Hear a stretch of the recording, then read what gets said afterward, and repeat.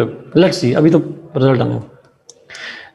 मैं कल इंडिया का पढ़ा था, इंडिया वालों ने अपने अवाम को बताया कि जी 2022 तक इंडिया के अंदर तमाम लोगों को मिलेगी वैक्सीनेशन। तो पाकिस्तान का 2023 कर लें मे बी, क्योंकि इंडिया में बन रही है तो वहां पे 2022 तक अगर आएगी तो हमारे यहाँ तो फिर लेट ही कर लें। एनीहाउ, ओके, अच्छा हम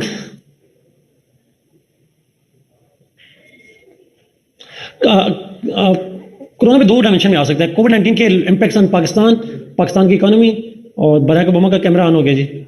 और दूसरा जो है वो कोविड-19 के ग्लोबल इम्पैक्ट्स।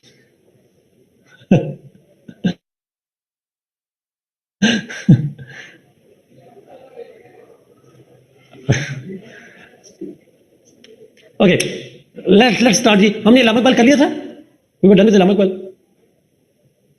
कॉन्टेक्स्ट किया था। अच्छा ठीक है,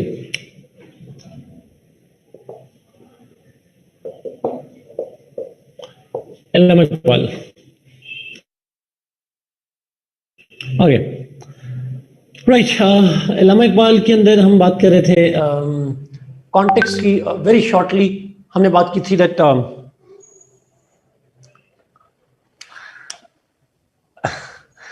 ओके, तो हम बात कर रहे थे इलामा इकबाल की थ्योरी के हवाले से।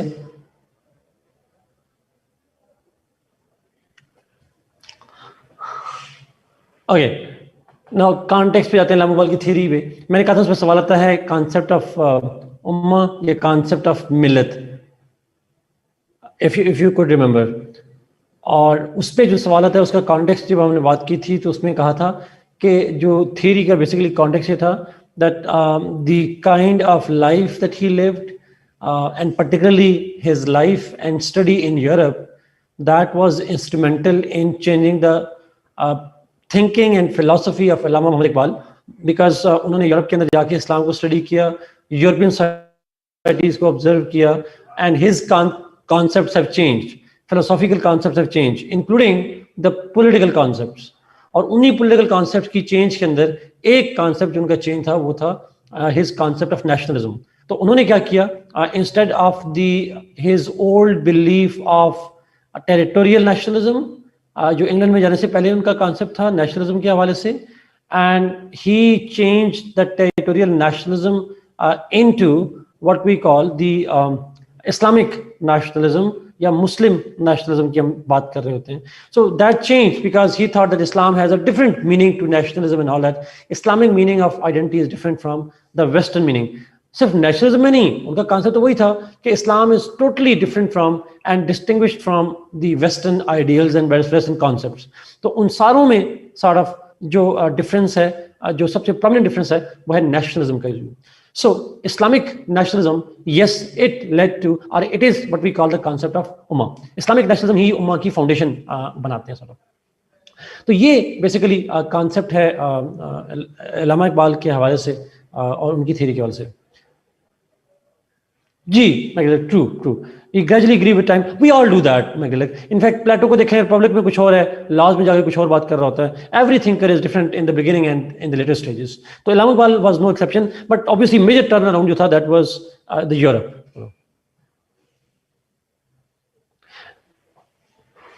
इल्लामा इकबाल, yes. जी exactly true. अच्छा, now let's start with the theory. हम उसी को शुरू करते हैं. अब थ्योरी है उम्मा की. कॉन्सेप्ट आसान सा है.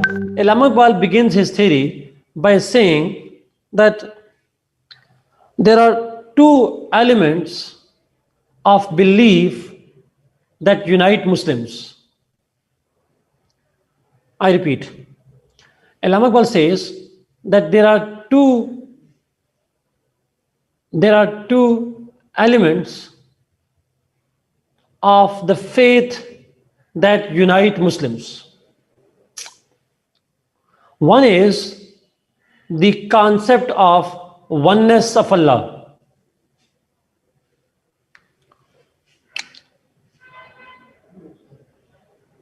Oneness of Allah, जिसको हम कहते हैं concept of वहदानियत.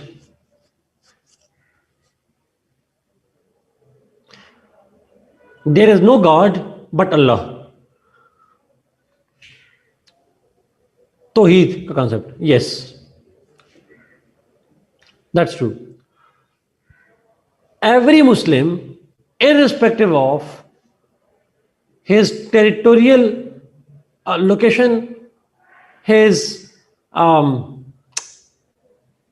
ethnic, his color, his ideology, whatever he is, they all have one thing in common.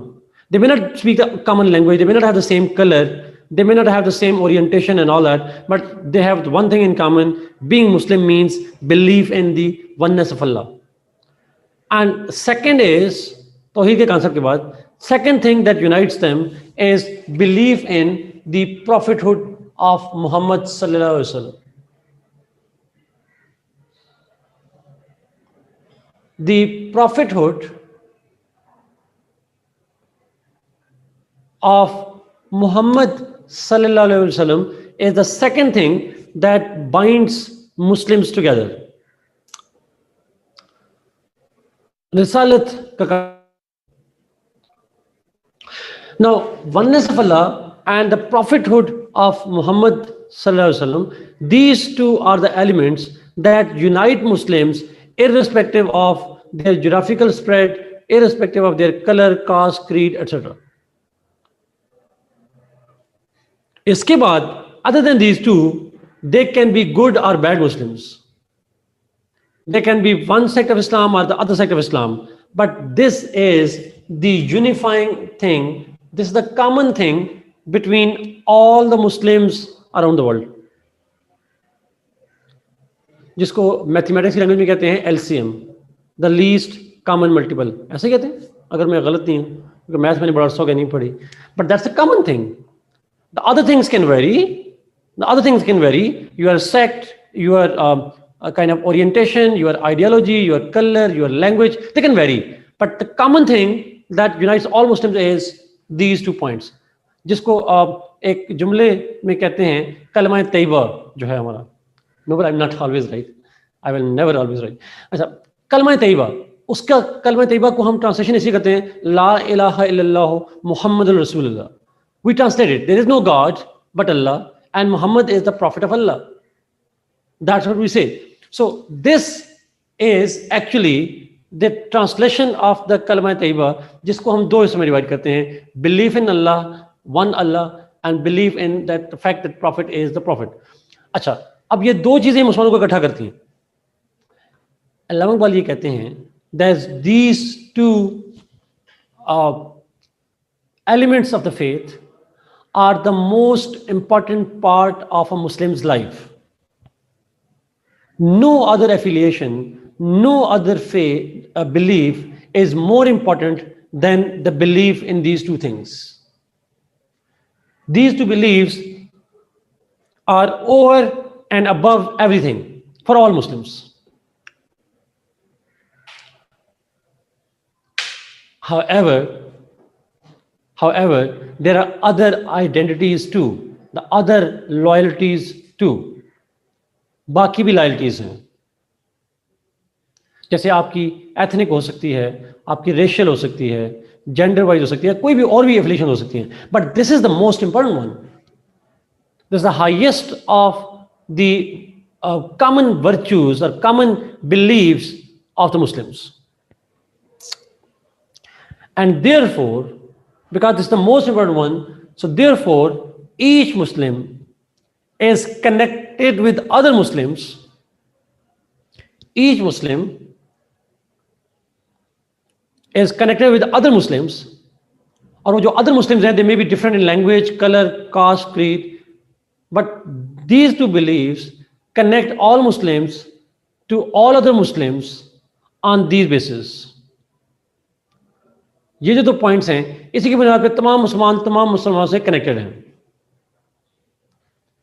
You feel attached, although you may never have met each other, although you may not have the same culture, but because you believe in these 2 things, that's a connection between the 2.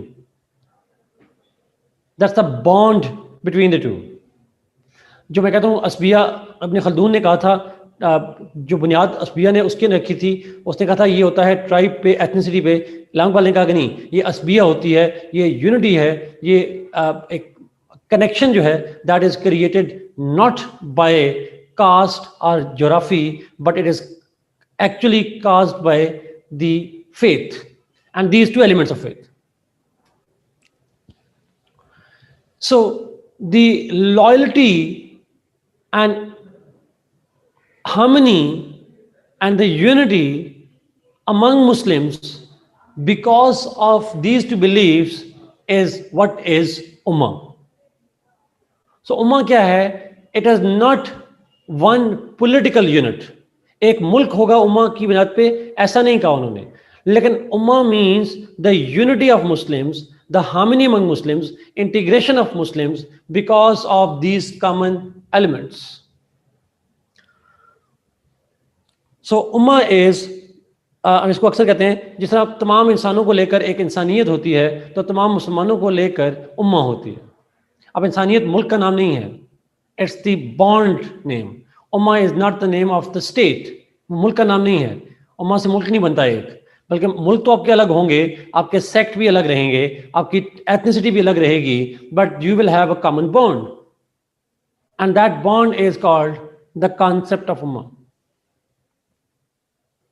So every Muslim is connected with every Muslim in an unbreakable bond. These two are the bonds. ये connect करती हैं हम मुसलमान.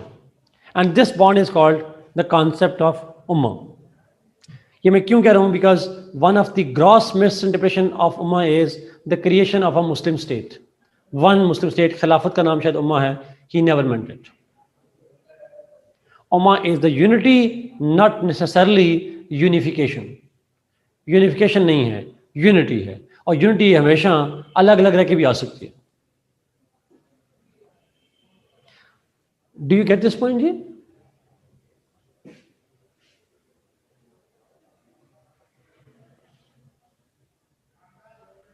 He never meant to create one unified state.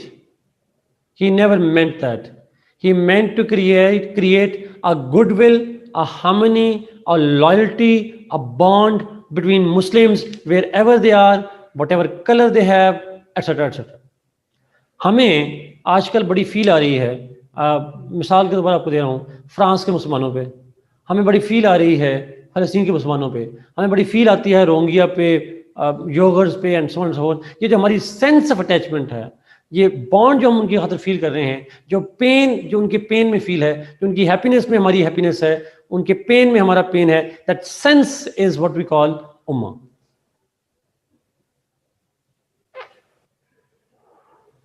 But मैं इसलिए बार बार repeat कर रहा हूँ बिकॉज बहुत सारे लोग इलाहाबाद को इंटरप्रेट इस तरह से करते हैं कि he wanted to create one खिलाफत. इलाहाबाद ने ऐसा कुछ नहीं कहा. अगर ऐसा होता, जी मैगदलिक जरा इसको एक्सप्लेन करें प्लीज थोड़ा सा. इलाहाबाद ने अगर ऐसा कहा होता कि तमाम मुसलमान एक मुल्क बना दें, तो फिर वो इंडिया के मुसलमानों के लिए अलग मुल्क की बात ना करते, बल्कि वो कहते हैं इंडिया के मुसलमान कहाँ से आ गए, पूरी दुनिया के मुसलमान एक मुल्क बना दें. उन्होंने ऐसा कुछ नहीं कहा.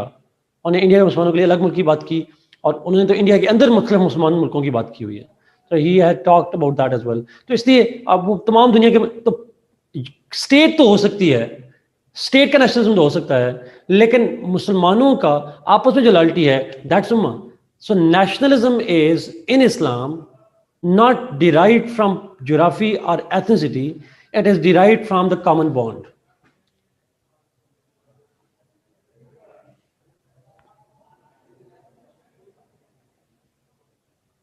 Maybe आप ठीक कह रहे हैं, that's true, that could be, that is one of the explanations too. So what I said is he never meant to create one khilafat or one Muslim state. He wanted to have multiple states. आप state भी different होंगी मुसलमानों की, उनके ethnicity भी different होगी, they will live in different political units, but there will be different nation states. लेकिन मुसलमानों की जो top loyalty होगी, जो bond होगा दूसरे मुसलमानों के लिए, it transcends border. The harmony must not only be to your state, but it should also be to the Muslims of other states.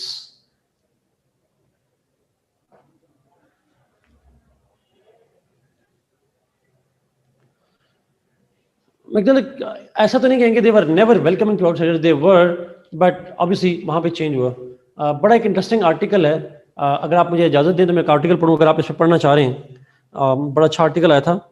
आप तारिक मदूद साहब को जानते हैं? If you know, if not तो आप तारिक मदूद साहब को ट्विटर पे लाइक करें। उनके आर्टिकल्स कुछ हैं जो आपको बड़े अच्छे लगेंगे। ये उनका आर्टिकल नहीं है, उन्होंने कोट किया था एक आर्टिकल, मैं आपको दिखा देता हूँ। फ्रेंच रेवोल्यूशन के हवाले से उन्होंने कहा था, बिकॉज ये इस्लामोफोबिया वगैरह में भी आपके लिए बड़ा हेल्पफुल हो जाएगा।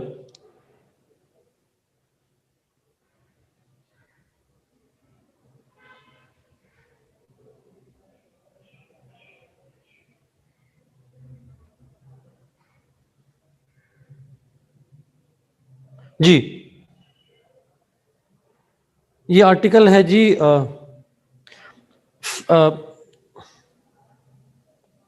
पॉलिटिको यूरोप का आर्टिकल है।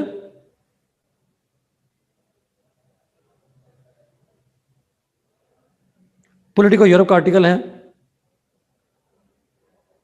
उसका टाइटल है France dangerous religion of secularism.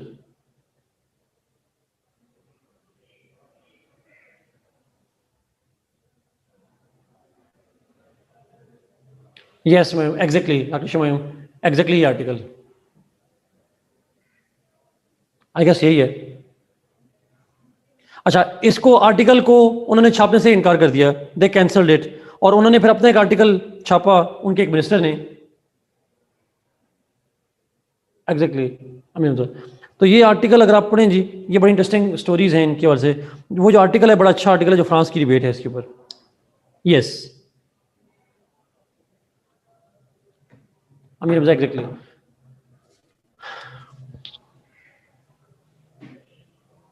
True. Anyway, so coming back to this point जी, जो बात कर रहा था, तो इन्होंने कहा कि नहीं, आप देखिए मुसलमान हैं, आप अलग मुल्क में हैं, आपकी स्टेट लॉयल्टी होगी, बट साथ आपकी दूसरी आइडेंटिटी भी होगी, you will have other identity too, दूसरी आइडेंटिटीज भी होंगी, और वो आइडेंटिटी जो है वो क्या है, इस्लाम के नाम पे, दैट्स कॉल्ड उम्मा। अच्छा, अब आगे जाते हैं इमाम इकबाल। इमाम इकबाल ये कहते हैं that this concept of Umma, that you can have loyalty to your people, but that's not the ultimate thing. You must have the loyalty towards other Muslims too. Muslims are in an unbreakable bond. इस idea को कहते हैं लांगवाल, that this concept of ummah required a मर्द मोमिन।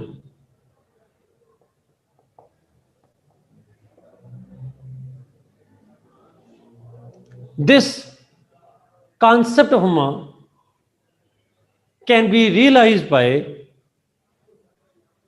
those Muslims who are termed as मर्द मोमिन। Not every Muslim is मोमिन, not every Muslim is मोमिन। मोमिन is that Muslim who has खुदी in him। मर्द मोमिन वो है जिसमें खुदी का एलिमेंट है। Who has the element of खुदी? नासिर, पानी मंगवा लेना प्लीज। नासिर, पानी मंगवा लेना। अच्छा, ये आर्टिकल इस्लामोफोबिया बड़े अच्छे आर्टिकल्स हैं जो ऊपर मैंने शेयर किए हैं जी, आप इसको जो बच्चों ने शेयर किए हैं यहाँ पे उसको पढ़ लीजिए। अच्छा, तो मर्द मोमिन जो है, he has the realization of the Umma, he has the realization of the Umma, and मर्द मोमिन is the one who has the concept of खुदी। अच्छा, अब खुदी का कॉन्सेप्ट क्या है, थोड़ा अंडरस्टैंड कीजिएगा प्लीज। अब इल्हाम इकबाल का कॉन्सेप्ट है खुदी का, तो मैं उसको एलैबोरेट कर रहा हूं। अच्छा, खुदी की इंग्लिश ट्रांसलेशन बहुत तरह से की जाती है, उसको कुछ लोग ईगो कहते हैं, कुछ सेल्फ एस्टीम कहते हैं, कुछ डिफरेंट कहते हैं, बट आप व्हाटएवर यू कॉल इट, खुदी रिमेन्स खुदी। अच्छा, इल्हाम इकबाल का कॉन्सेप्ट क्या है खुदी का? इल्हाम इकबाल कहते हैं, as per Islam, Allah is the creator of the entire universe. Allah is the creator of all universe. And as creator, he has every power. क्या उसकी पावर्स की कोई लिमिट है? Does he have a limit of powers?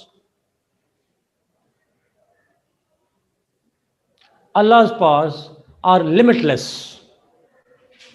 Thank you. ठीक है, thank you.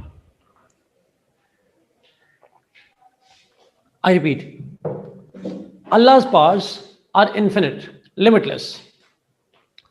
Now, if He has limitless powers and He has created so many creatures, He has created so many species, so many kind of classes और जो भी आप कह लें, लोग जो हैं या जो मखलूक़ात हैं, जो क्रिएशंस हैं, they are of different types,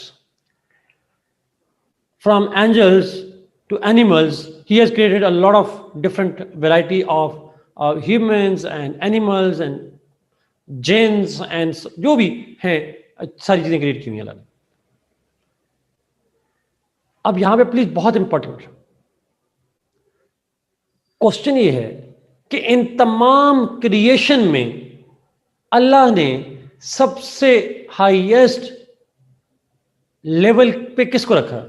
who has been put into the highest levels? इंसान, ह्यूमंस। ह्यूमन बीइंग्स आर अशरफुल मखलूकात।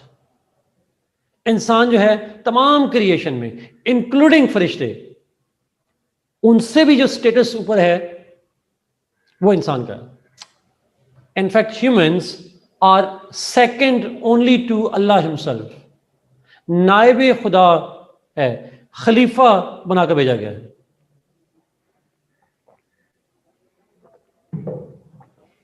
ऐसा ही है। Man is only second to Allah. Higher moral grounds, higher हर लिहाज से, not just moral ground, man is second to Allah. खलीफतुल्लाह का लफ्ज़ है, खलीफा बनाकर भेजा गया, कुरान पाक में है। हमने नाइब बनाकर भेजा गया इंसान को। Now the all other creatures are on the lower level. So हम अगर एक पिरामिड बनाएं पावर की, if we make a pyramid of the power, और यहां से पावर नीचे आ रही है, तो हाईएस्ट पे आता है Allah, and below Allah as humans. Humans are second to Allah only in terms of power, and beyond, below them are different creatures.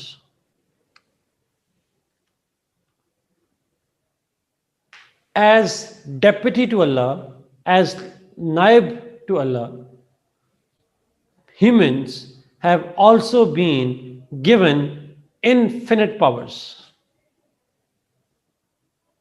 God, Allah, has given humans powers that we don't realize. We underestimate our abilities, our powers as deputies to God.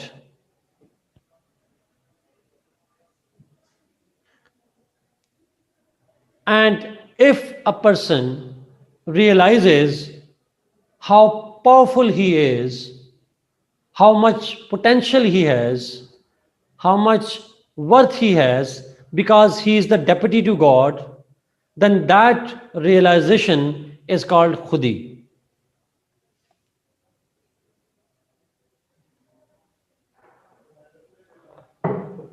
So khudi kya hai? Khudi is the realization of your potential, of your powers as नाइब अल्लाह। हम बहसियत इंसान नहीं, बहसियत खुदा के नाइब के जो इख्तियारात रखते हैं, जो पावर रखते हैं, दैट्स कॉल्ड खुदी। Yes Ayesha, I have to use the best word for that, that would be self actualization और self realization. This a mystic concept. We are deputy to God, we are not ordinary, we are not ordinary human beings, we are far superior.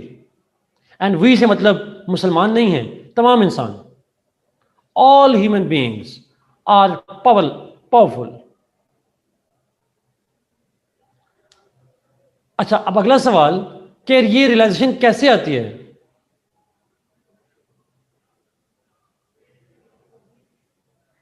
नहीं, Buddhism और चीज हो जाएगी sir, थोड़ा सा। ये realisation कैसे आएगी? How that potential that we have, how can we realize it? You can realize your potential खुद ही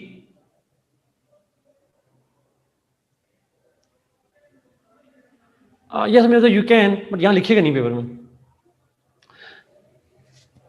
वो कहता है, लामोबल कहते हैं, we can achieve this realisation, we can realise by doing certain things.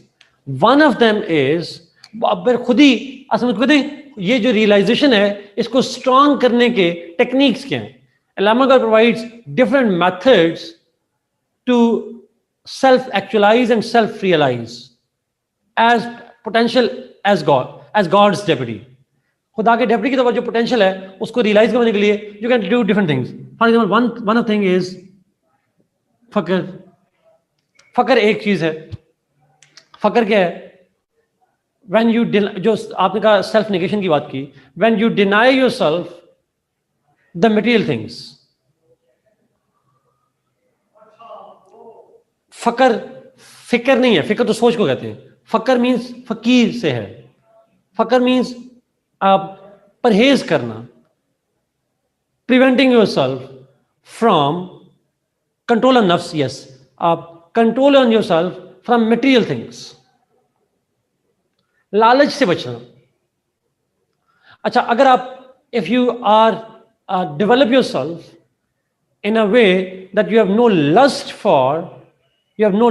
For anything, particularly the material things, that's called fakr. अब सवाल ये है कि every human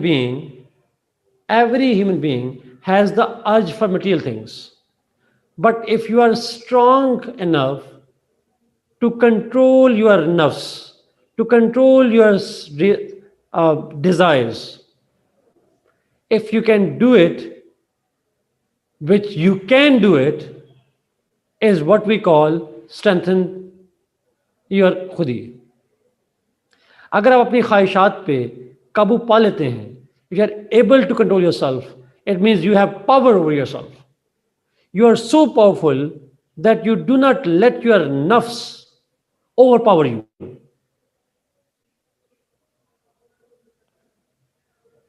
You are so powerful that you control your nafs, your desires, and you deny yourself those desires. आपको रोटी कपड़ा मकान चाहिए, आप नहीं लेते. You control yourself and you are not prey to the emotions, then that's what we call the fakr. So fakr is हम कहते हैं एब्स्टेमियस होना, मटेरियलिस्टिक चीज़ों को, वर्ल्डली चीज़ों को, वर्ल्डली गेन्स को, इन चीज़ों से अपने आप को डिस्टेंस पे रखना. दैट्स कॉल्ड फकर. एंड इफ यू हैव फकर, it means you can control yourself and this is the power. This is the power that you have. मैं आई एम सॉरी, मैं शायद आपसे पूछूंगा तो ज़्यादा बेहतर हो जाएगा. आदम अलैहिस्सलाम को लालच दिया गया था कि वो खा लें, फल खा लें. ऐसा ही हुआ था. He was lured into by the Satan. Now, when we are all lured, वो तो एक छोटी सी बात थी. He was taught by Allah exactly for immortality. He was lured by the devil, and devil is inside us, and that's the point. Devil whispers in ourselves.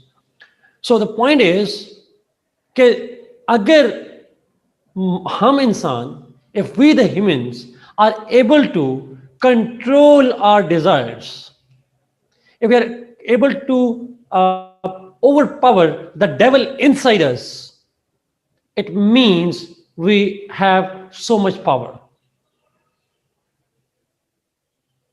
We got so much power. And this power is only given to human beings. No other species has this power of self-control. Only humans have it. And this is one of the ways in which fakr is one of the ways in which you can know your potential, you can know your kind of realize your power, you can know yourself, that how powerful you are as deputy to God. खुदा ने इतना powerful बनाया है, we can do wonders.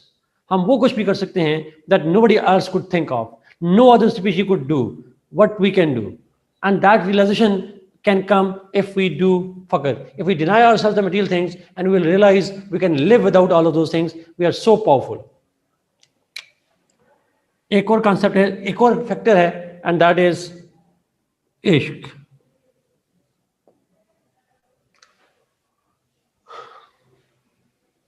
Ji, so through फकर जब अपने आप को control करते हैं, हम अपनी नफ्स पे काबू पा लेते हैं, तो हमें रियलाइजेशन हो सकती है कि हम ऐसा कर सकते हैं. That realization that we can do it is खुदी. That's what strengthens खुदी. खुद ही ये रियलाइजेशन है कि खुदा के नायब के हैसियत से कितनी बात है. अब आते हैं इश्क के ऊपर. इल्लामा Iqbal says that humans have been given this power. Humans have been given this power to connect with other people and the God. They can connect their inner self with other people and with God. They have their hearts connected with each other. Now, इश्क से मतलब basically connection. Spiritual colours में अगर मैं हटा दूं, connection in non physical ways. You develop connections. जैसे मैं मिसाल देता हूं आपको छोटी सी. एक फलस्तीन का मुसलमान है, हम उसे नहीं मिले हुए, हमने उसे देखा नहीं है, हम उससे कोई तो मेटाफिजिकल सेंस में, yes Sarim, in a metaphysical way, when you get attached to somebody, when you feel attached to somebody, that's called ishq. और वो इंसान भी हो सकते हैं, वो खुदा भी हो सकता है. We have never met Prophet sallallahu alaihi wasallam, but we are so attached to his personality that we feel attached to that person. That's ishq. अच्छा, अब इल्लामा इकबाल का एक पॉइंट है बड़ा इंपॉर्टेंट, बहुत इंपॉर्टेंट पॉइंट. इल्लामा इकबाल ये कहते हैं कि जो इश्क है, that is the right path. Connection of the soul is the right path, and this is possible through heart. If we listen to the heart, that will take us to that direction. But if we listen to the reason, it will always be distracting us. Reason is distraction. Reason is the abode of devil, while ishq is the abode of heart is the abode of ishq. जो अकल है वो devil का है. It's a devil's home. Heart is God's home. अगर आप दिल की सुनेंगे, अगर आप दिल की सुनेंगे तो आप इश्क करेंगे. अगर आप दिमाग की सुनेंगे तो आप सेल्फिश हो जाएंगे. You become selfish. It's a devil's abode. शैतान का घर होता है. So Allama Iqbal, he was against rationality Hareem, and he was in favour of इश्क, हार्ट. बड़ा वेल नोन है हरीम, बेखौफ कूद पड़ा आतिश नमरूद में इश्क. अक्ल है महवे तमाशाए लबे बामवी. So rationality cannot do wonders. It makes us weak. It makes us coward. It makes us weak. It makes us coward. It's the ishq. It's the ishq that actually empowers us. अकल है महवे तमाशाए बामवी. और पहले जुमला क्या कहा? बेखौफ कूद पड़ा आतिश नमरूद में इश्क. अच्छा, आप जरा वाक़े को देखें. आप, नमरूद ने आग जलाई, इब्राहिम अलैहिस्सलाम ने कहा कि कूद पड़ो. अगर हम रैशनैलिटी को देखें तो नहीं कूदना चाहिए, बिकॉज आग तो जलाती है. ये तो सिंपल रैशनैलिटी है. लेकिन he has a connection with the God. खुदा पे ट्रस्ट था. He has a trust with God. एक spiritual connection है, इश्क है, and he trusted it. And who proved to be right? कौन दुरुस्त साबित हुआ? Reason or इश्क?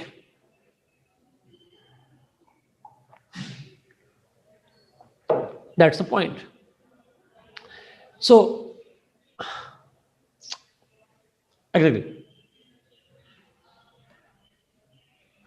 So the point is, ये बेसिक पॉइंट यही है कि अगर आप खुद ही को स्ट्रांग करना चाहते हैं, फॉलो योर हार्ट, बिकॉज खुद you will realize your potentials if you love, if you start connecting with people irrespective of the physical connections. If you feel attached to the people, if you feel attached to Allah, if you feel attached to anybody, means you have the qualities as the deputy of God. देखिए, science and reason को deny करता है, मैं ये नहीं कह रहा reason को डिनाई करता है वो, लेकिन कहता है अगर आप अपनी पार को करना चाह रहे हैं, when you want to feel that you can do something, when you want to empower yourself, you have to take a leap of faith. आपको हार्ट से सोचना पड़ेगा. Emotions, heart, feelings, connections, they are more important than reason. Reason is there, it must be used, but the priority, the superiority is given to ishq. It's ishq for anything. Ishq is connection. वो इश्क हकीकी भी हो सकता है, इश्क मजाजी भी हो सकता है. It can be anything.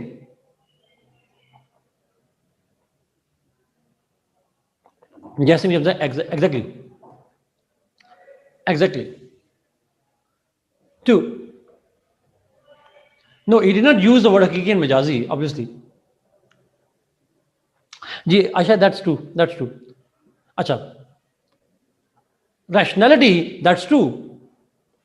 Rationality is good, but better is ishq. That's the point. So rationality को गलत नहीं कह रहा, वो कह रहा है वो शॉर्ट टर्म सोचती है, टेम्परेरी सोचती है. इश्क थिंक्स द लॉन्ग टर्म. अच्छा, वैसे आप लोगों ने मेरे कहने पे एक काम कीजिएगा प्लीज, जरा पढ़िएगा प्लीज, जरा प्लीज पढ़िएगा जरा एक चीज छोटी सी. आपने रूसो की जनरल विल पढ़ी है? उसमें एक कॉन्सेप्ट है रियल विल और एक्चुअल विल का.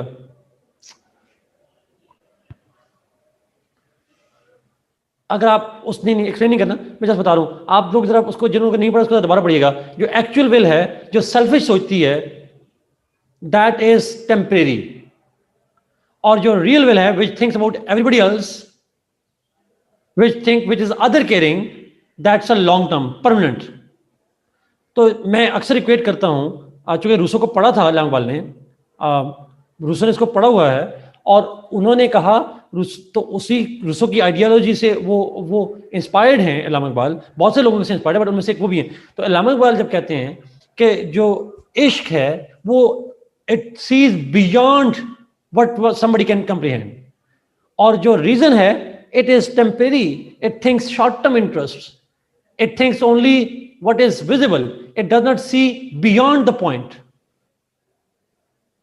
it does not see beyond the comprehension of human mind, but ishq could see that. So the point is, Allama Iqbal ये कहते हैं जो इश्क करना है, जो इश्क मीन्स कनेक्शन हम बनाते हैं दूसरे इंसानों के साथ, with other people, with God, the non-physical, metaphysical bond that we connect, that is more important than rationality. So if you do ishq, if you try to feel and attach yourself with other people, that ishq can tell you how much potential you have, how much power you have, only as second to God. मेरा आपसे सवाल ये है, क्या कभी ऐसा हुआ कि लाहौर की या पंजाब की या सिंध की या बलूचिस्तान की गांव ने या मुर्गियों ने शोर मचाया हो कि अमेरिका में KFC बन रहा है? नहीं हुआ. It has never happened. What about Muslims here and Muslims of France? Are we not saying it something? Are we not having a solidarity with them? We do have a solidarity with them. And that is ishq. And that shows how powerful we are.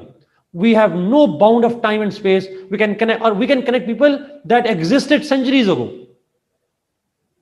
हम सदियों पहले भी जो लोग गुजर चुके हैं उनके साथ फीलिंग शुरू कर देते.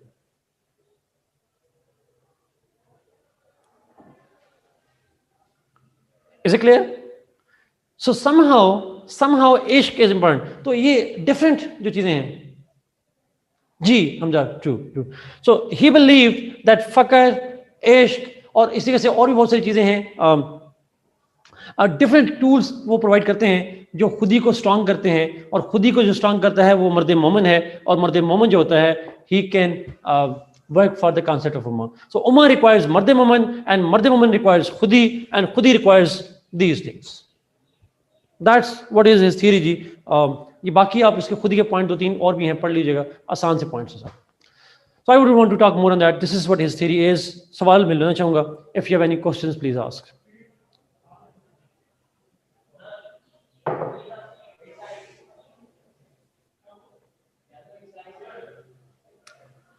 Any question on Allama Iqbal? उसको बेशक आप इंडिया से लिंक कर दें.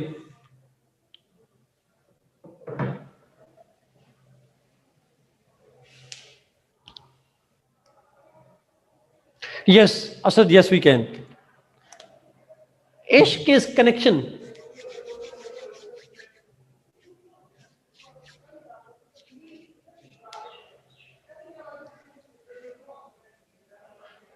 ओके. कतलान मोस्टली क्वेश्चन तो इसकी उम्मा की थ्योरी पे आता है मोस्टली. पीडीएफ बुक मेरा नहीं है, अभी मैं आपको बताऊंगा, अभी इसके ऊपर आता हूँ.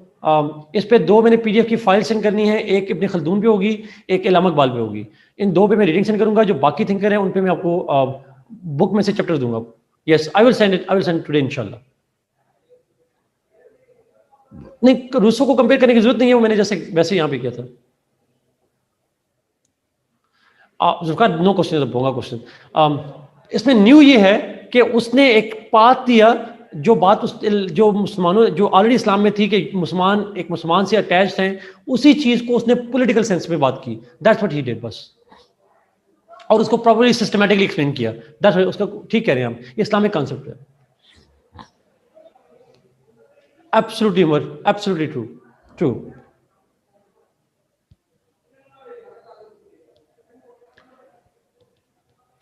मैग्नेटिक नेशनलिज्म का concept in terms of modern state मैंने बड़ा क्लियरली कह दिया. मॉडर्न स्टेट का जो नेशनलिज्म है, इट इज नॉट एवरीथिंग.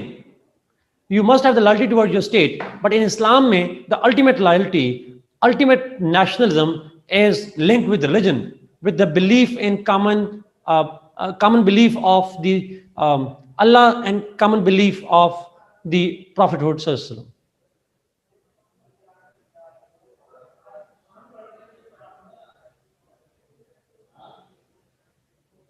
आसान. Wow, good. Relevance Mustafa, Pakistan movement, Pakistan का बनना, ओआईसी, ये उसकी थ्योरी की रेलेवेंस है.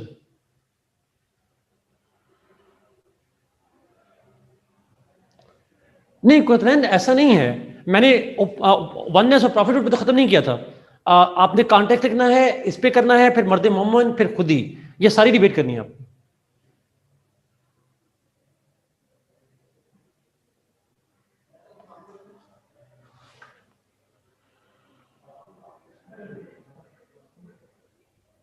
जी अमीर हमजा, एब्सोल्युटली यही मैंने कहा. आप उसकी थ्योरी को लिंक करेंगे रेलेवेंस में, टू नेशन थ्योरी के साथ, और कॉन्सेप्ट ऑफ ओआईसी, मतलब जो भी मुस्लिम यूनिटी के जितने प्रोजेक्ट्स हैं उनको लिंक करेंगे सर.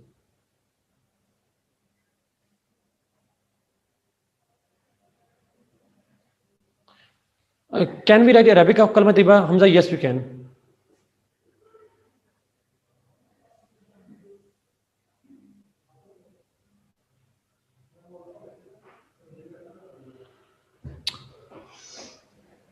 ओके, चले आगे. Should we move?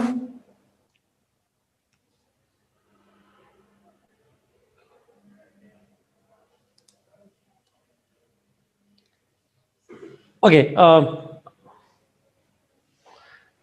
Ji Umar, obviously Allama Iqbal की थ्योरी ऐसी है जिसमें आप उर्दू लिख सकते हैं, बिकॉज उसका ट्रांसलेशन हम कर नहीं सकते, तो वो हो जाएगा, प्रॉब्लम हो जाएगा। उसकी एक्सप्लेनेशन इंग्लिश में करेंगे, दैट्स ऑल। बल्कि उनके कुछ शेर तो फारसी में भी हैं, पर्शियन में भी हैं।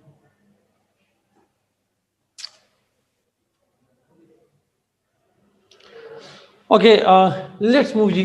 हम अल्लामा इकबाल के बाद अब जाएंगे सेक्शन 2 के अंदर।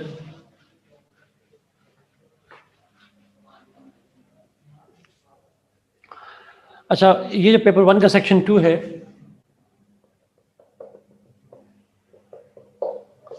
This is about basic concepts.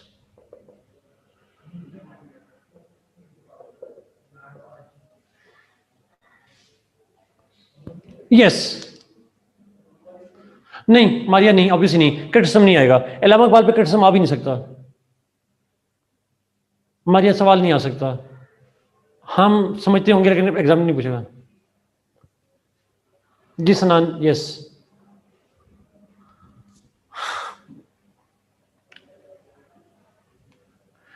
देखिए, रेलेवेंस तब लिखनी होती है जब पेपर में सवाल आए। अगर क्वेश्चन में ना पूछे रेलेवेंस तो नहीं लिखनी आपने। सारी पाकिस्तान मूवमेंट में जो है वो कॉन्सेप्ट ये है। हमने जी जो मुस्लिम थिंकर एक और करना है गजाली, अब वो आखिर में जाके करेंगे, फिर हेगल करेंगे आखिर में जाके, मॉन्टेस करेंगे, ये 3 थिंकर हम करेंगे जाके आखिर में।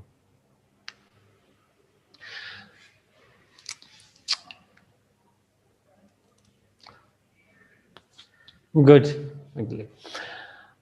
अब पेपर 1 का सेक्शन 2 है जी। अच्छा, इस बेसिक कॉन्सेप्ट में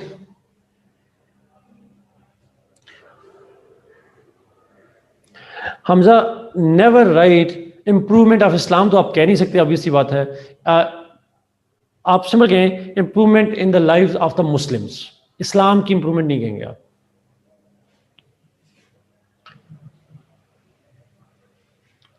मैं फराबी इतना सवाल नहीं आता उस पर।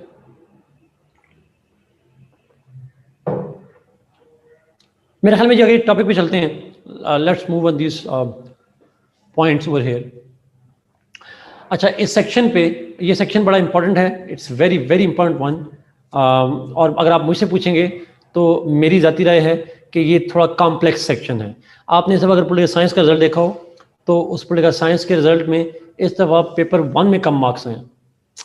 यूजुअली आते हैं पेपर 2 में मार्क्स कम आते हैं, बट इस दफ़ा पेपर 1 में मार्क्स कम आए हुए बच्चों के। पता नहीं आपने कुछ रिजल्ट्स देखे हैं कि नहीं देखे।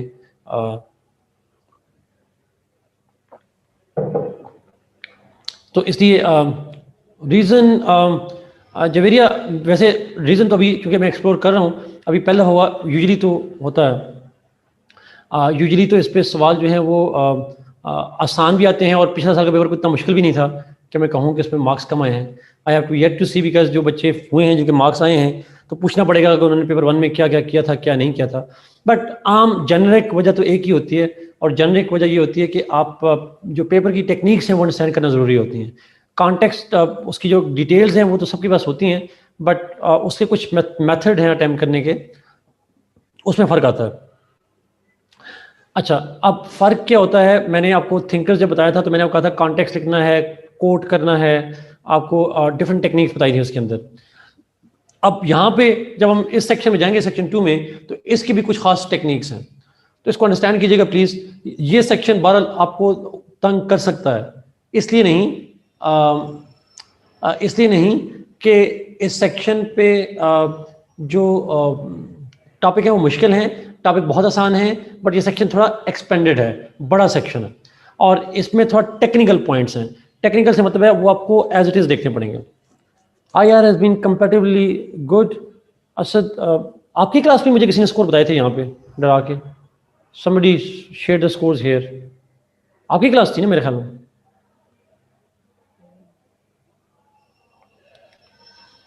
आई डोंट नो ओवरऑल क्या IR का रहा।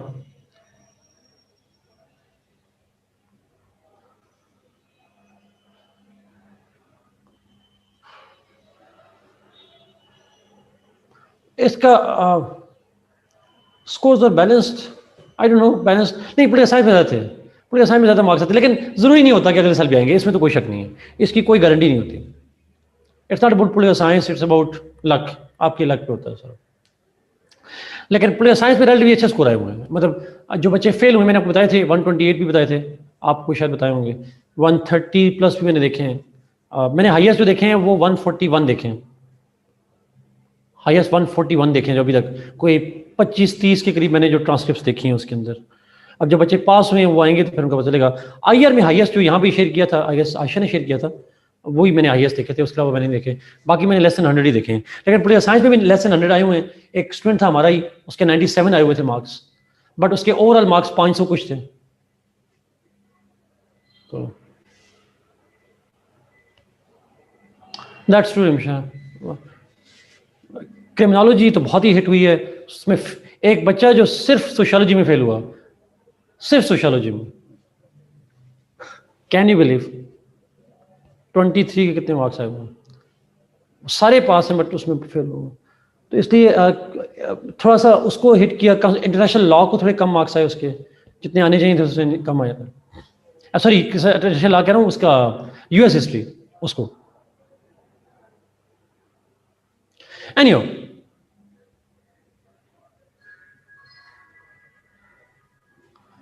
कॉन्स्टिट्यूशन लॉ का रिजल्ट मैंने नहीं देखा ऑनेस्टली स्पीकिंग, मुझे उसका नहीं आइडिया।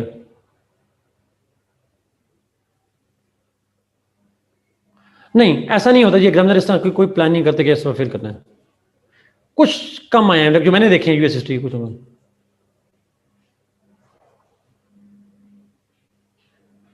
उसामा, अगर आपने ये ट्रांसक्रिप्ट देखी है, हैव यू सीन दैट? ये मुझे भी आइडिया है कि यूएस हिस्ट्री में से थोड़ा टारगेट किया हुआ।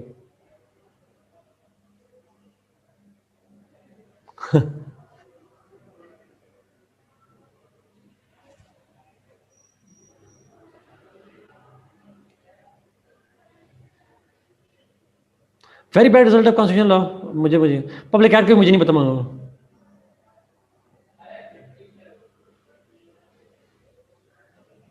जमशेद, पॉपुलिज्म एंड प्रोटेक्शनिज्म अलग चीज है। प्रोटेक्शनिज्म इकोनॉमिक आइडियोलॉजी है, पॉपुलिज्म आइडियोलॉजी है, दूसरी आइडियोलॉजी जनरल है। अच्छा,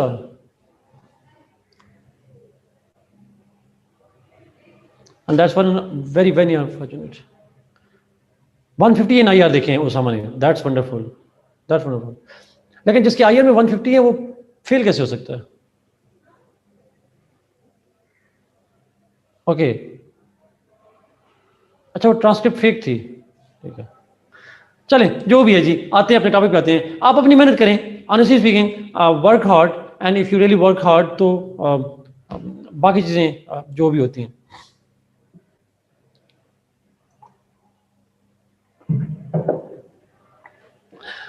चलें टॉपिक पे। बट अच्छा, पेपर इस सेक्शन में अब जरा प्लीज गौर से सुनेंगे जी प्लीज। इस सेक्शन के अंदर जो टेक्निक्स हैं वो ध्यान में रख लें। टेक्निक्स क्या हैं? What are the techniques? Now basic techniques जब मैं बात करता हूँ सेकंड सेक्शन के अंदर, तो उसके अंदर एक आपने ये करना है, you have to, what you need to do is, आपने इस सेक्शन के अंदर आप जितने कॉन्सेप्ट हैं स्टेट वगैरह पार्लियामेंट्री सिस्टम जो भी है, you need to begin by defining them. पहला पॉइंट जो आपने करना है वो डिफाइन करना है कॉन्सेप्ट ऑफ स्टेट को। ये प्लीज बहुत इंपॉर्टेंट पॉइंट है, लाजमी रखिएगा। क्वेश्चन आए for example difference between parliamentary and presidential system, तो डायरेक्ट डिफरेंस पे शुरू नहीं होंगे, डिफाइन करेंगे पहले। ये डेफिनेशन है इसकी, ये इसकी डेफिनेशन है। फिर पॉलिटिकल पार्टीज के फंक्शन पे आ जाए सवाल और उसकी टाइप्स पे सवाल आ जाए, तो आप पहले पॉलिटिकल पार्टी को डिफाइन करेंगे। वो एग्जामिनर पूछे या ना पूछे, you have to define the concept and then explain. पहली चीज। सेकंड, अगर एग्जामिनर पूछे या ना पूछे, you have to write examples. So you must write examples from different states, you must write examples from different states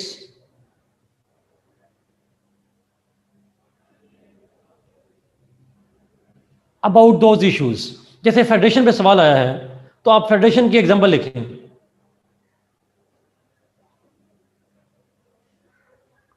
for example federation है, US federation है, India federation है, पाकिस्तान फेडरेशन है, तो आप फेडरेशन की एग्जांपल लिखें। अगर क्वेश्चन है पॉलिटिकल पार्टीज का, अमेरिका से एग्जाम्पल लिखें, यूरोप से लिखें, एग्जाम्पल लिखें। रशिया हमारे कोर्स में नहीं है मीर हमजा, सीएसएस में नहीं है रशिया, पीएमएस में है, सीएसएस में नहीं है। तो डिफरेंट मुल्क जो हैं वो उनसे आप एग्जाम्पल लिख सकते हैं, कोशिश करें जो कोर्स में उनसे ले लेंगे, बाहर से भी ले सकते हैं मीर हमजा, जैसे रशिया है, फेडरेशन की एग्जाम्पल है, लेकिन चूंकि कोर्स में है तो प्रेफर कर लें कोर्स में से। तो what I am saying is you must write examples in the answers. Political party पे सवाल हो, फेडरेशन पे हो, पार्लियामेंट्री पे हो, कोई भी हो, आप उसमें से एग्जाम्पल जरूर लिखें। अच्छा, and last thing please, attempt to make flow charts add करें। अच्छा, फ्लो चार्ट और कोटेशन ऐसी चीजें हैं जो तमाम सेक्शन पे अप्लाई होंगी। फ्लो चार्ट ज्यादा नहीं, एक का फ्लो चार्ट, 2 फ्लो चार्ट, आप डायग्रामेटिकली एक्सप्लेन करें किसी कॉन्सेप्ट को, जैसे मैं करूंगा आपको बाद में जाके, फेडरेशन में होगा, बहुत सारे कॉन्सेप्ट में हो जाएगा। डब्बा बना दें, नोबल एग्जैक्टली। तो आप इस तरह से कोई भी बना के कर सकते हैं। सो आप कोटेशंस, डब्बे, फ्लो चार्ट, उसके बाद एग्जाम्पल्स और डेफिनेशंस, ये एक्चुअली आपने लाजमी जो है वो काम करना चाहिए। ये चीजें आपके मार्क्स बढ़ा सकते हैं। How to find relevant quotations, रमशा बुक्स, जो बुक आपको मैंने अमज़ल की रिकमेंड की है और मेरे ख्याल में आपको मिली भी होगी, वो बेस्ट सोर्स है आपके लिए।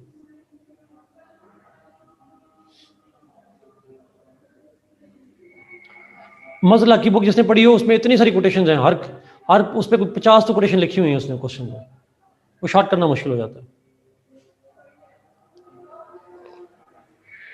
अच्छा, आप में से कोई ये सारे पॉइंट अगर यहाँ पे शॉर्टली आप लिखते हैं प्लीज, यहाँ पे जो मैंने बताइए 4 example.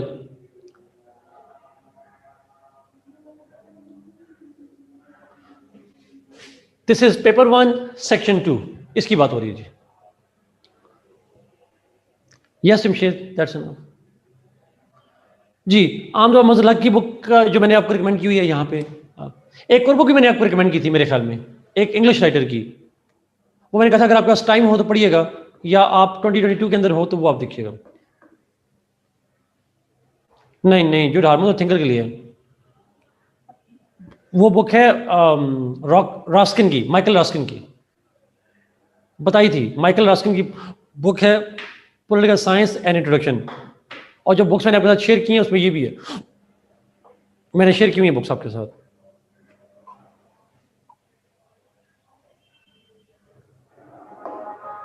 Thank you Mir Hamza, thank you Nishaba. Yes, okay. अब इस सेक्शन में सवाल आते हैं 3, करने होते हैं आपने 2। यू हैव टू, ये मुझे पता है मैंने आपको ये किताबें शेयर की हुई हैं। Did you get the books of मज़ला, जुड हार्मन, हामिद खान?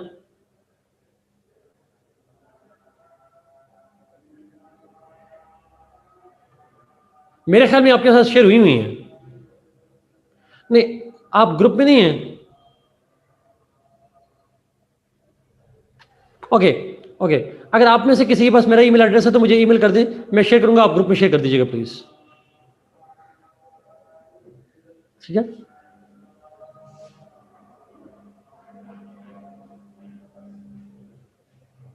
ग्रुप में पढ़ी उस्मान कह रहा है, चले मैं दोबारा सेंड कर दूंगा एहतियातन, वैसे मेरे ख्याल में मैंने किया था।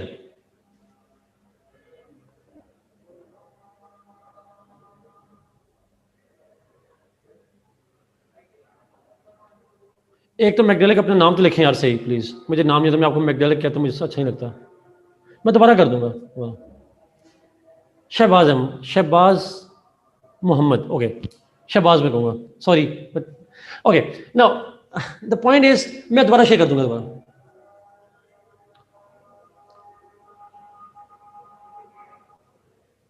मैक इज फाइन, नहीं वो मैक से मुझे मैकबुक याद आ जाती है ना, इसलिए नहीं कहता। Okay, come back to this point, second 2 पे जाते हैं। नाउ हम यहाँ पे टॉपिक से स्टार्ट करेंगे जी, स्टेट से। पहला जो टॉपिक है हमारा स्टेट से। अच्छा, रॉस्किन की बुक से क्वेश्चन तैयार नहीं होगा, उसकी बुक से एक्सप्रेशन बड़ा अच्छा मिल जाएगा आपको। कॉन्सेप्ट अंडरस्टैंड करना है बेसिकली, या मेरी बुक जिनके पास है, अगर नहीं है तो फिर मज़हर हक की बुक से कर लें। अगर मेरी बुक है तो मज़हर हक से करने की जरूरत नहीं है, बिकॉज मैंने उसी में से चीज़ें डिराइव की हुई हैं, शॉर्ट की हुई हैं। मज़हर हक ने बहुत ज़्यादा लिखा हुआ है, उसमें से आपको शॉर्ट करना पड़ेगा। तो अगर आप फिर उसके बाद एक्सप्रेशन इंप्रूव करना चाह रहे हैं तो फिर आप चले जाएं रस्किन की बुक के ऊपर। जिन्होंने 2022 में देना है 2022 में देना है वो तो माइकल रस्किन को लाजमी पढ़ें हर सूरत में, बट पहले अंडरस्टैंड करके जी। अगर 2021 में देना है टाइम मिले तो करें वरना ना करें। मैं बुक ही शेयर कर दूंगा जायद, अभी बुक ही शेयर कर दूंगा आप लोगों के साथ। ये शेयर कर दिया Usman, thank you thank you. Let's begin with state, concept of state. अच्छा, स्टेट पे हम जब वो बुक खत्म हो गई है मार्केट से, मेरी वाली बुक, वो अभी प्रिंट में गई हुई है, पिछले हफ्ते से गई हुई है। आज आ जानी चाहिए, आजकल में, पिछले हफ्ते आ जानी चाहिए थी, आजकल में आ जाएगी मार्केट में। एनीहो, स्टेट पे चलते हैं जी, कॉन्सेप्ट ऑफ स्टेट के ऊपर। अच्छा, स्टेट का जो कॉन्सेप्ट है, this is very very important one, बड़ा इंपॉर्टेंट कॉन्सेप्ट है स्टेट का। और वो कॉन्सेप्ट ये है कि इस पे दो तरह से सवाल आता है। One is the question of Islamic concept of state.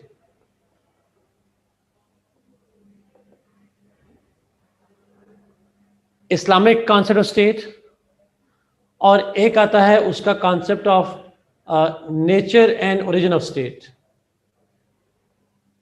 लफ्ज नेचर और ओरिजिन का इस्तेमाल करता है या मोस्टली करता है evolution of state? Mostly question nature या ओरिजिन की जगह लफ्ज होगा एवोल्यूशन। इन दो तरह से सवाल आ सकता है। Is it clear? Question is on state, उसका इस्लामिक कॉन्सेप्ट स्टेट, या स्टेट और उसके बाद नेचर और उसमें ओरिजिन या एवोल्यूशन ऑफ स्टेट। हम आज इस्लामिक कॉन्सेप्ट की बात करेंगे और इसके ऊपर हम बात जो है वो नेक्स्ट क्लास के अंदर will talk about the evolution in the next class. So let's begin with concept of Islamic concept of state. अच्छा, फर्ज करें क्वेश्चन आता है इस्लामिक कॉन्सेप्ट ऑफ स्टेट पे, तो सबसे पहले कहां से शुरू करेंगे? Where to start from? Definition, exactly. You will start with defining the concept of state. अब स्टेट किसे कहते हैं? Different writers have given different meanings. आप मैक्स वेबर को पढ़ेंगे, आप लास्की को पढ़ेंगे, आप जो डिफरेंट राइटर्स हैं आप पढ़ते हैं, उनकी डिफरेंट डेफिनेशंस हैं। और अगर आप मैक्स वेबर का नाम सोशियोलॉजी में या पब्लिक एडमिनिस्ट्रेशन वालों ने नाम सुना होगा, उसको सोशियोलॉजिस्ट हैं बेसिकली, बट उनकी अपनी कॉन्सेप्ट है, डेफिनेशन है स्टेट की। बट मैं यहाँ से बात करूँगा, आप किसी एक राइटर की डेफिनेशन तो खुद पढ़ लीजिएगा, बट मैं अपने तौर पर एक डेफिनेशन करता हूँ। और याद रखिएगा प्लीज, जब पेपर में आपने डेफिनेशन लिखनी है कॉन्सेप्ट्स की, तो एक किसी राइटर की डेफिनेशन लिखनी है, एक डेफिनेशन आपने अपनी करनी है। At least one of the definition should be your own. एक किसी राइटर्स की आप पिक कर लेंगे। तो स्टेट को जब हम डिफाइन करेंगे, तो स्टेट इज, अब मैं आप अपने तौर पर डिफाइन कर रहा हूं, is a politically organised community of people. State is a politically organized community of people having a definite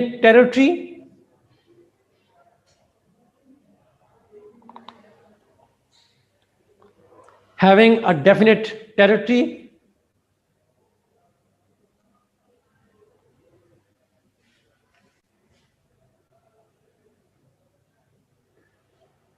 under a sovereign head। Under a sovereign head लिखने की जरूरत नहीं है। I repeat this point, state is a politically organised community of people under a sovereign head. अब यहां पे आपने खुद फिलोसोफर बन जाना है, अपनी डेफिनेशन लिखनी है आपने।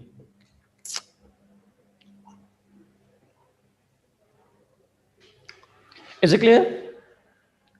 और एक डेफिनेशन आपने किसी राइटर की लिख देनी है, एनी राइटर्स, जो भी आपको अच्छा लगे, जिसकी डेफिनेशन आपको सबसे आसान लगे वो उठाकर लिखते हैं, या जो आपको आती है उसको लिखते हैं। Is it clear ji? No, मेरा इंटरेस्ट लॉ की नहीं, पॉलिटिकल साइंस की। जी जवेरिया, जो मैंने आपको लिखवाई है ये आपकी अपनी है, I gifted to you guys. लिख लें वो उस्मान, इसलिए ठीक लिखनी है ना।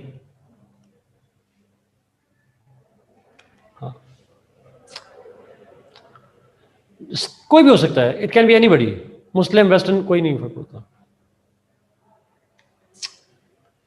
उस्मान जस्ट आखिरी 3-4 मिनट में आपको अनम्यूट कर लूंगा, मैं एक छोटा सा पॉइंट उठा लूँ फिर आपको करता हूँ उसके बाद।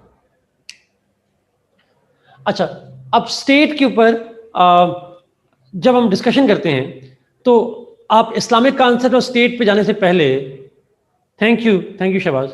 अच्छा, नाउ स्टेट की जो डिस्कशन है इस पे जाने से पहले, इस्लामिक कॉन्सेप्ट स्टेट पे जाने से पहले आप वेरी शॉर्टली स्टेट के अंदर 4 बेसिक एलिमेंट्स को डिफाइन करेंगे, बहुत शॉर्ट, एक पैराग्राफ में, not more than that. 1 paragraph will be enough to write these 4 elements of state: population, territory, government, sovereignty. Population, territory, government and sovereignty, exactly Ayesha. ये 4 basic elements हैं: population, territory, government, sovereignty. Now ये जो 4 elements हैं they are needed for state. State के लिए human population चाहिए, state के लिए टेरिटरी चाहिए, स्टेट के लिए गवर्नमेंट चाहिए, and you need a sovereign. अगर आपको याद हो सोशल कॉन्ट्रैक्ट थ्योरीज में भी सॉवरन का लफ्ज हम यूज कर रहे थे, सुप्रीम अथॉरिटी चाहिए।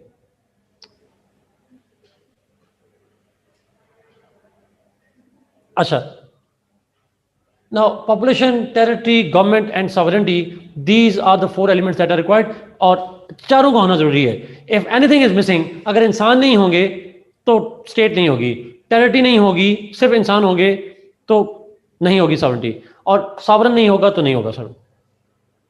जी, स्टेट की डेफिनेशन के बाद ये 4 बेसिक एलिमेंट्स को एक पैराग्राफ में, जैसे कुर्द हैं एग्जैक्टली डाले, जैसे आप उसको कर सकते हैं, पैलेस्टाइन को कह सकते हैं, they are people, they are bunch of people having territory but no sovereignty at all. तो इस तरह से बहुत सारे काइंड ऑफ हो सकते हैं। वो रिदा कह रही है उनको ऐड करते हैं दूसरी जगह से, ठीक। अच्छा, तो मैंने कह दी, तो पॉइंट इज ये 4 बेसिक एलिमेंट्स रिक्वायर्ड होते हैं स्टेट के लिए। एक पैराग्राफ में, 2 पैराग्राफ में आपने, तो डेफिनेशन आ जाएगी, एक आध पैराग्राफ में ये चीजें आ जाएंगी। This is how you will write all of this elements. तो ये 4 चीजों का होना बहुत जरूरी है। Now then you will move toward Islamic concept. फिर आप जाएंगे इस्लामिक कॉन्सेप्ट ऑफ स्टेट पे। अच्छा, इस्लामिक कॉन्सेप्ट ऑफ स्टेट में, जी उमर एग्जैक्टली, तो इस्लामिक कॉन्सेप्ट स्टेट में जब जाएंगे तो you will write Islamic concept. देखें, Islamic concept state can be discussed in 2 main heads, 2 main heading में डिस्कस होगा। First, principles of Islamic state. Principles क्या लें, फीचर्स क्या लें ऑफ इस्लामिक स्टेट। अच्छा, आप मुझे बताइएगा, ये सारे फीचर्स आपने इस्लामियात में पढ़े होते हैं? You must have studied features of Islamic state. क्या फीचर्स होते हैं, चाहिए होते हैं?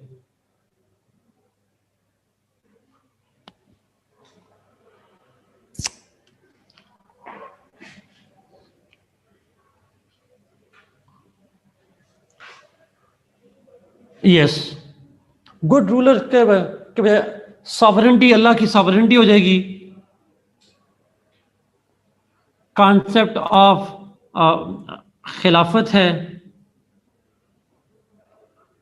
शूरा का कॉन्सेप्ट है या कंसल्टेशन का कॉन्सेप्ट है, जस्टिस का कॉन्सेप्ट है, फंडामेंटल राइट्स हैं, सोशल वेलफेयर है, शरिया लॉ है, एग्जैक्टली। सिमिलरली अगर आप आगे और जाएंगे तो उसके बाद आ जाएगा अम्र बिल मारूफ और नही अनिल मुनकर का कॉन्सेप्ट आ जाएगा। और फिर एक और कॉन्सेप्ट होता है जिसको हम कहते हैं उलल अमर।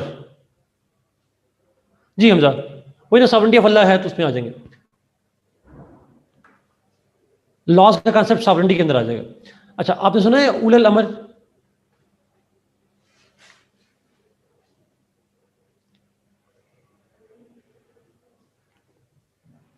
उलल अमर कहते हैं the obedience to the ruler, जिसको मॉडर्न दौर में हम कहते हैं, मॉडर्न दौर में हम इसको कहते हैं the rule of law. Everybody is bound to follow the rules of the law.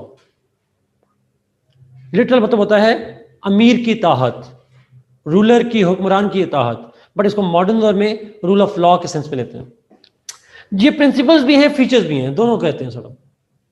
These are Islamic state में ये प्रिंसिपल्स होने चाहिए। सॉवरेंटी अल्लाह के पास हो, खिलाफत हो, कंसल्टेशन हो, जस्टिस हो। उलुल अमर का स्पेलिंग AW उलुल अमर,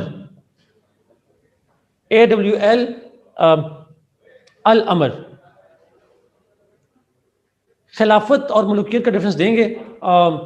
मेरा ख्याल है मैं ये फ़र्क दिया था, मौदूदी साहब ने अपनी किताब के अंदर, पूरी किताब लिखी उन्होंने इसके ऊपर, बट मैं इसको शॉर्ट कर रहा हूँ यहाँ पे।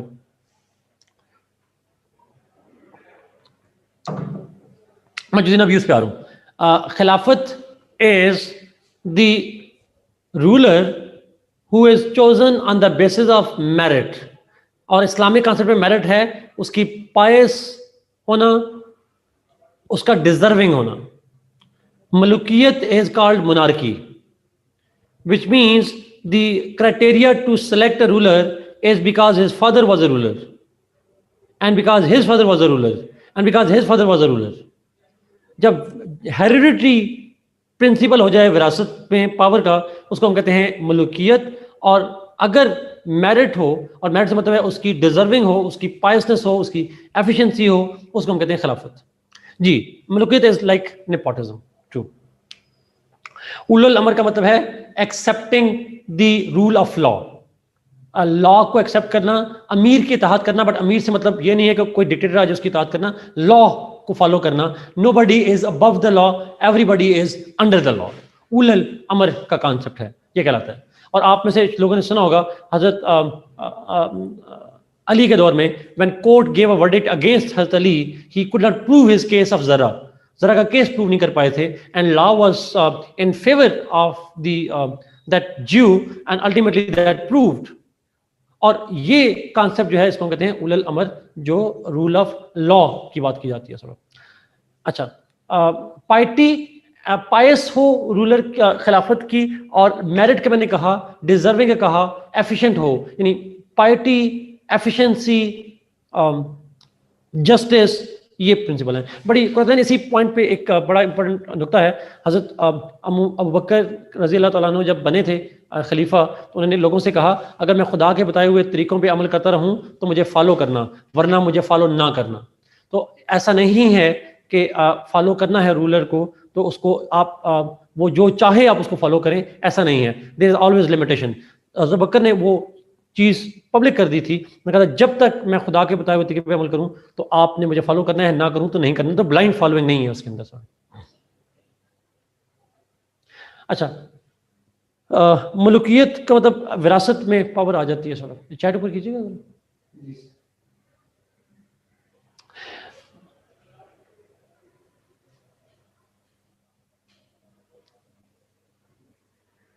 जी, मुल्कियत को इंग्लिश में कहते हैं मोनार्की, मोनार्की कहते हैं। जी, अमर बिल मारूफ इज, अमर बिल मारूफ का मतलब है लोगों को नेकी की तलकीन करना, और नही अनिल मुनकर का मतलब है उनको बुराई से रोकना। That's principle of the Islamic state. जी, आप कर सकते हैं, बिल्कुल कर सकते हैं। हजरत उमर नहीं, हजरत बकर को मैंने कहा था, उनको कोट कर सकते हैं। हजरत अली का वाक़या है, उसको आप कोट कर सकते हैं। These are examples. आप हदीस कोट कर सकते हैं, आप आयत कोट कर सकते हैं, आप इसमें इस्लामिक कॉन्सेप्ट है, आप ये कोट कर सकते हैं। आप उसके अंदर इवेंट हो या आयत हो या आपकी हदीस हो, आप उनको कोट कर सकते हैं। तो ये बेसिक प्रिंसिपल्स हैं जो हम बेसिकली पढ़ रहे होते हैं। अच्छा, एक तो प्रिंसिपल वाला पॉइंट। दूसरा पॉइंट जो आपने लिखना है इस्लामिक कॉन्सेप्ट ऑफ स्टेट में, you will have to write the models of Islamic State.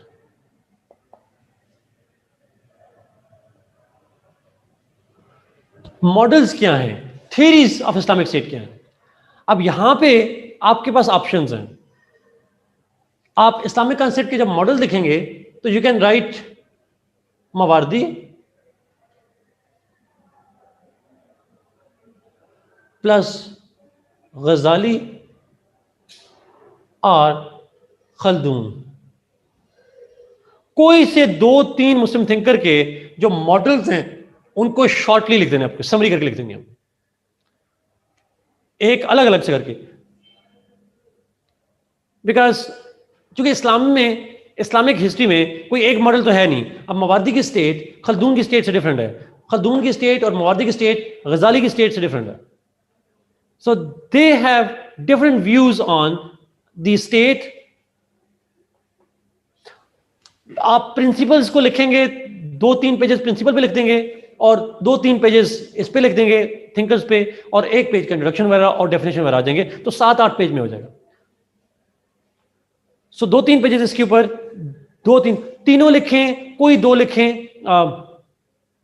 मवारदी को, गजाली को, खल्दून को या फराबी को, कोई भी आप 2 या 3 थिंकर को लिख देना है और ये लिख देना है कि जी there are different ones. For example Farabi का ये नजरिया है, या मवारदी का ये नजरिया है, इमाम गजाली का ये नजरिया है, खल्दून का ये नजरिया स्टेट का।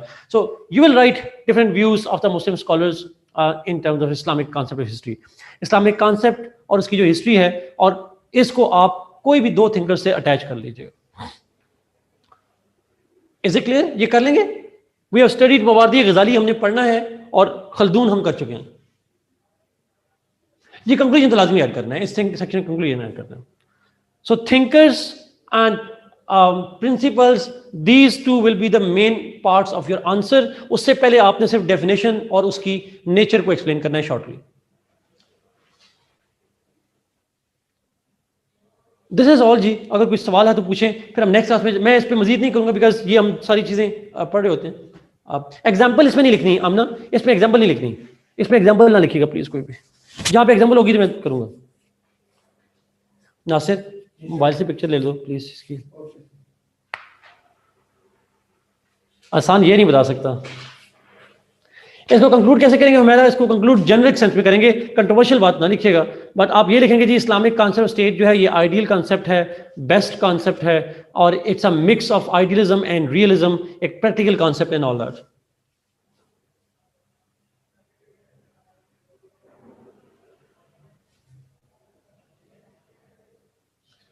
अब इस्लामाबाद में मिल जाएगी मेरे ख्याल में, नहीं मिलेगी तो आप वर्ल्ड टाइम को कॉल करेंगे, वो आपको कोरियर कर देंगे। जी जवेरिया, आप सिर्फ ये लिखें, आप जनरली बात करेंगे उसके बाद से। जी जी मैं जरूर करूंगा, मैं शबाज।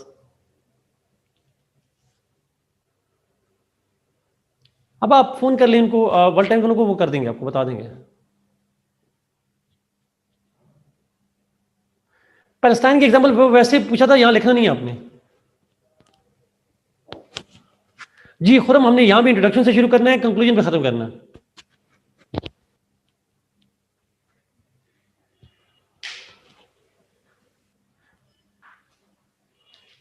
ये हमारा सवाल डेफिनेशन किस राइटर की लिखनी है, अपने अलावा आप लोग राइटर नहीं है, बट आप किसी की भी उठा के लिख सकते हैं जो सबसे आसान लगे।